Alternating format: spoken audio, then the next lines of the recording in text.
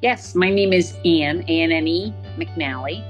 So I'm fourth generation of McNally's Tavern in Philadelphia, Chestnut Hill, Pennsylvania.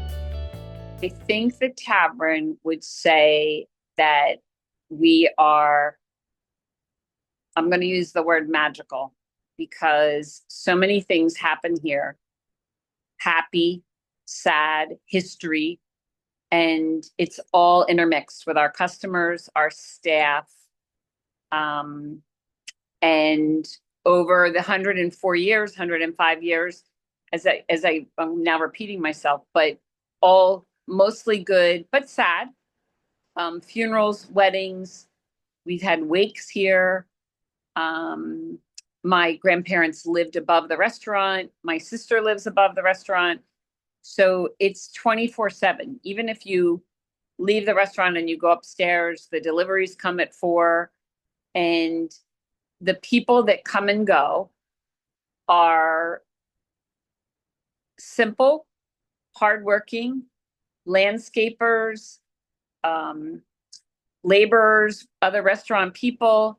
And then we have people like a famous actress that was here, famous football player that's here. And then we have some golf and CEOs of big companies that are you're sitting right next to and eating lunch with or dinner. So McNally's began because my great grandfather, who was Hugh, was a trolley driver. And the 23 line, which no longer runs, but the trolley tracks are still there, ends in the 8600 block of Germantown Avenue. So it's the longest running trolley line from the city. And Hugh Sr. would say to his wife, and they lived in Germantown, that there was nothing out in Chestnut Hill in 1921. There was no place to get a cup of coffee or a soup or something to eat or drink. There was nothing out here at the end of the line. So if you didn't have it on the trolley with you, even a restroom, you were out of luck. So Hugh's wife, Rose, with her 3 sons, Hugh, John, and Arthur, opened McNally's Quick Lunch in 1921. And as they say, the rest is history. So they started out just servicing trolley drivers, landscapers. They only had, one kind of soup a day, one cake a day, crackers, tasty cakes, and so on and so forth. And it evolved over the years to more food. And now we're primarily a restaurant. We're really not a bar anymore. We still serve alcohol. And as drinking habits have changed too.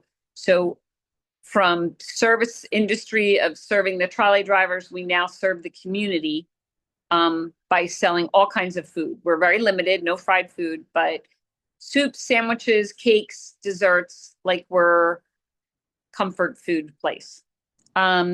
So Rose, my great grandmother, prepared all the food, but then once they opened, they weren't here. She wasn't here.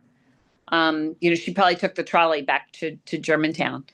But she was an amazing woman. And again, she had these 3 sons. She saw an opportunity and took a risk. They rented. Then in 25 or 26, when this building was built, they bought it and moved across the street. And they had some very tough times. They lost their home, but they didn't lose the restaurant.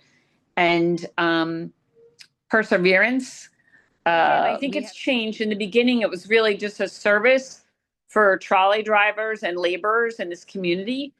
And then, that was in 21. And then in the 50s and after Prohibition, they got a liquor license. So that was a whole different kind of customer and clientele. And now, as I said, we primarily have families now. Like it's not a college bar. It's not a drinking bar. We close at 10 o'clock at night. So we're so family, community oriented. And I think our business is 65% food. So I don't think you'd find a lot of other taverns in the Philadelphia area whose food percentage is that high. So I love that we are probably about 200 feet from Montgomery County. So rules and regulations are different, but Chestnut Hill is such a unique community. I think you probably know that we're also considered the Garden District. But it's beautiful here. And a lot of people grow up here, they move away, they either come back and retire or they start families and they come back. So I think we've been a big part of the community in contribution, as well as all those community people eating here. So we really help each other. Okay, so COVID happened, and in the beginning you could only do outside dining. So we had so many people in the community. So I'll start with the fencing, which we had from Little League, and then the plants from a local arborist, Mary. Not Killian's, but Robertson's helped us with the pots and the planting, and Mary continuously telling us when we were watering too much and not watering enough.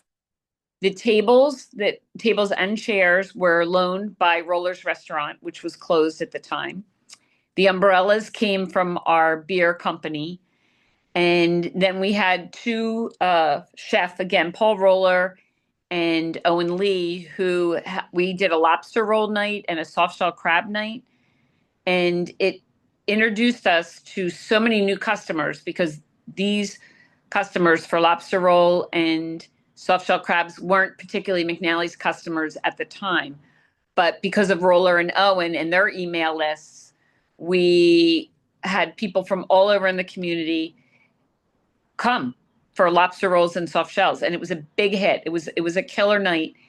And it's one of the things, as well as all those people who contributed to our outdoor dining and our tent and our lamps. A customer had those flame lamps like at their house and said, if you want them, come and get them. Because in the beginning, it was the summer. It was March starting, and then April, May, June. But by September, October, it was cold. And customers said, we have these lamps that throw off heat and they're attractive. And we went to their house and picked them up. And so I would say at least 8 or 9 individuals contributed out of the kindness of their heart to help ensure that we got through COVID. Then they bought gift certificates and they continued to eat here. We had a very strong mom. And as time evolved, I think I might have shared this story. So there wasn't a clock or a phone in this business. But after my parents got married, my mom said to my dad, you have to get a phone at McNally's, because I have all these children and I want to have to be, if I have to call you at work, I can't walk over there, even though they only live 4 blocks away. She's like, I have to be able to call. So my grandfather finally conceded, is that right, the right word? And in 1957, they got a phone, and we still have the same phone number to this day. It's never changed. I should call the phone company. And that's another whole story that I won't bore you with today about how I know that. And it was a payphone. So if somebody called out on the phone, my mom would be calling here, and it would be busy, busy, busy. You can check on the phone records. We still have the same phone number. So 60 some years, the same phone number. And I'll show you. So Meg and I are so different. We complement each other. Meg is very, very smart. She's a scholar. She went to college. She has a master's. I barely made it out of high school. But we both, I think, as my dad would say, I have 3 brothers that are all wonderful. And when we were all here together, my dad said, you have to have it. And he couldn't describe what it was, but you have to be able to know what's going on in the front of the house and the back of the house and the basement and the beer and the noise. Like when my dad would walk in, he'd say, okay, that something sounds different today. That motor is running heavy or fast or loud. And fortunately, even though I was a terrible student, I had that. I hear the motor. I see that the napkins are not replenished. I see that the cook is struggling because we're so busy, and maybe we should stop takeout. You have to have a sixth sense. That's what it is to run a restaurant. Philadelphia is great and diverse and strong. And even though sometimes things don't go the way we want them to in Philly, we will, as a village, as a community, as a city, we will still be here. Okay. We will survive.